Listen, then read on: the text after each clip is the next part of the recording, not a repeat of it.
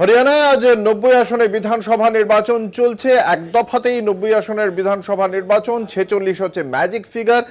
কিন্তু এখানে পদ্ম শিবিরের হাল নিয়ে সন্দেহ প্রকাশ করছে রাজনৈতিক মহল, কারণ 10 বছরের শাসনকাল পদ্ম শিবিরের এই হরিয়ানা রাজ্যে, এবং সেখানে এবার দেখতে পাওয়া গেল তুলনায় কম প্রচারে নামতে প্রধানমন্ত্রী নরেন্দ্র মোদীকে। আমরা শেষবার দেখেছি অশোক তানওয়ারের মতো একজন বিজেপি নেতা 1 ঘন্টা আগে বিজেপির মঞ্চে থাকার পর তিনি কংগ্রেসে যোগদান করেন। ফলে এই বিষয়গুলি অত্যন্ত তাৎপর্যপূর্ণ হয়ে উঠছে।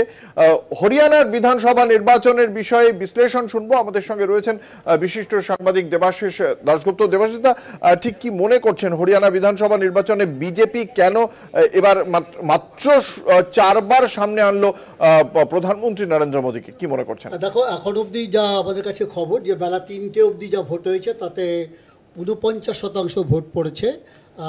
এই ভোট আরও বাড়বে, কারণ 5টা অবধি ভোট আছে এবং 5টার পরেও যারা ভোটের লাইনে দাঁড়িয়ে থাকবেন তাদেরও ভোট নিতে হবে। কাজেই এই মাত্রাটা, এই শতাংশটা আরও বাড়বে। যদি ভোট খুব বেশি হয় তাহলে স্বাভাবিকভাবে এটা ধরে নেওয়া যায় যে সেটা কিছুটা প্রতিষ্ঠান বিরোধিতার ইঙ্গিত আর কি। সেক্ষেত্রে গত 10 বছর ধরে বিজেপি ক্ষমতায় আছে, তার মধ্যে কিছু দুর্নীতি, তারপরে সাম্প্রতিক কৃষক আন্দোলন, তারপরে কৃষক আন্দোলন তো রয়েছে, এছাড়া আরও বেশ কিছু বিষয় আছে যেগুলো নিয়ে বিজেপি অস্বস্তিতে আছে, নিজের দলের খেয়ে তুঙ্গে। পাশাপাশি এবারে যে মূল লড়াই বিজেপি এবং কংগ্রেসের সঙ্গে, এছাড়াও ভোটের ময়দানে রয়েছে up, INLD, BSP, JJP, Azad সমাজ পার্টি, এরকম বিভিন্ন দল আছে, তারা একটা জোট করেছে। তবে মূল লড়াই কিন্তু বিজেপির সঙ্গে কংগ্রেসের। এক্ষেত্রে আমি বলে রাখি, গত লোকসভা ভোটে, গত কয়েক মাস আগে যে লোকসভা ভোট হয়েছে তাতে বিজেপি ভোট পেয়েছিল 46% এবং কংগ্রেস 44%। অর্থাৎ দুই দলের মধ্যে ভোটের ফারাক 44। এরই মধ্যে তুমি যেটা বললে যে বিজেপির বিশিষ্ট নেতা অশোক তানওয়ার, যিনি বৃহস্পতিবার পর্যন্ত বিজেপিতে ছিলেন, তিনি বৃহস্পতিবার বিজেপির একটি সভাতে যোগও দেন।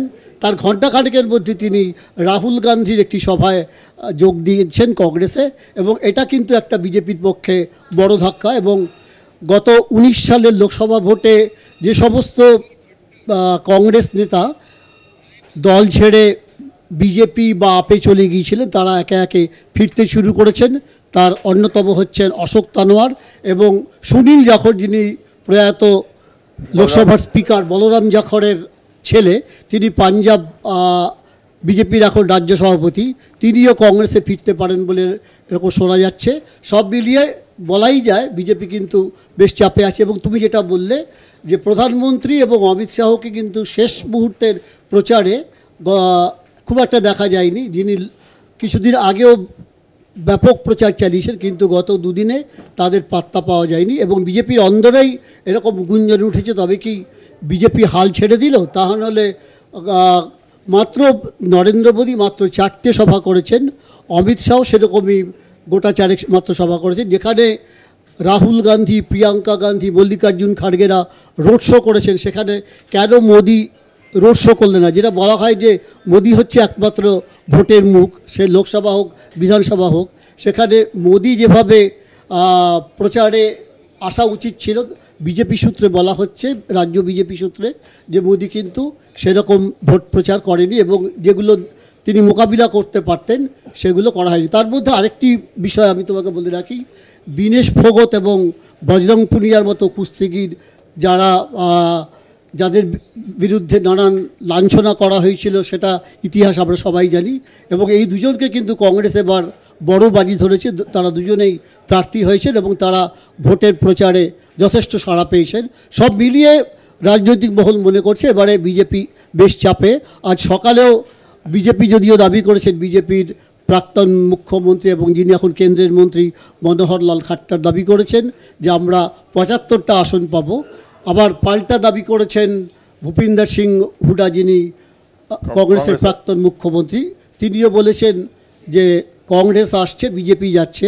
আজকেই সন্ধ্যাবেলা ভোটের পর এক্সিট পোল হয়ে যাবে, তাতে কিছুটা ফলাফলের ইঙ্গিত পাওয়া যাবে। যদিও সবসময় যে এই এক্সিট পোলের ফলাফল মেলে এমনটা নয়, তবে একটা আভাস পাওয়া যায়। তবে তার জন্য আমাদের অপেক্ষা করতে হবে 8 তারিখ মঙ্গলবার পর্যন্ত। একেবারে ধন্যবাদ দেবাশিস দা। যে তথ্য আমরা পেলাম আপনাদের জানিয়ে রাখি, 2019 সালের যে নির্বাচনী প্রচার বা 2014 10টা সভা করেছিলেন প্রধানমন্ত্রী, 2019-এ 7টা সভা করেছিলেন, এবার মাত্র 4টি সভা করেছেন তিনি। আজকে 6 তারিখ কিন্তু লাস্ট সভা তিনি করেছেন 1 অক্টোবর, অন্যদিকে 29শে সেপ্টেম্বর লাস্ট সভা করেছেন অমিত শাহ। ফলে এগুলো থেকেই মনে করা হচ্ছে রাজনৈতিক মহলের একাংশের পক্ষ থেকে যে বিজেপি যেন এ রাজ্যে নির্বাচনী প্রচারে খানিকটা পিছিয়ে, হয়তো 10 বছরের যে প্রতিষ্ঠান বিরোধিতা সে কথা মাথায় রেখেই বিজেপির নিচু তলার অনেক কর্মী সমর্থক এবার কংগ্রেসে যোগদান করেছেন এবং এই নির্বাচনে আজকে ভোট দিয়ে বিজেপি সহ এই রাজ্যের শাসক বিরোধী বিভিন্ন রাজনৈতিক দলের নেতৃত্ব তারা ভোট দেওয়ার পর প্রাথমিক প্রতিক্রিয়ায় কি বলেছেন আমরা শোনাবো।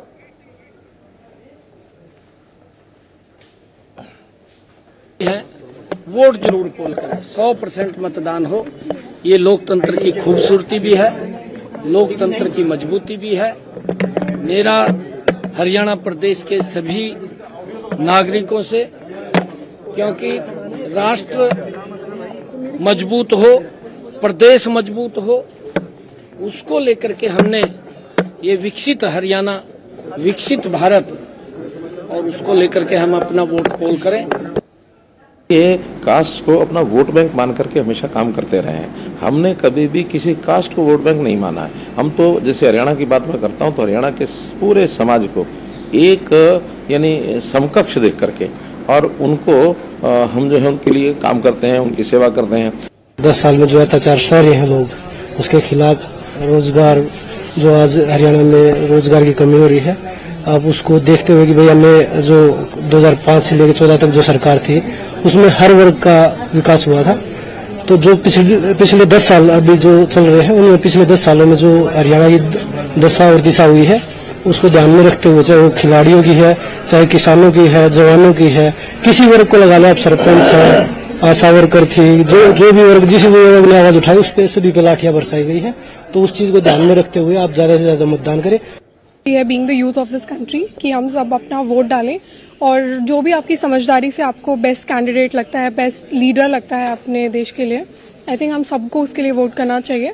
बिकॉज हमारे छोटे छोटे स्टेप्स ही हमें बड़ी ऊंचाइयों तक लेके जाएंगे। और डेवलपमेंट की जहाँ तक बात करें तो काफ़ी हद तक हमारे हाथ में है कि हम किसको चूज़ करें और फिर वो इंसान आगे जाके हमारे सपनों को पूरा करे।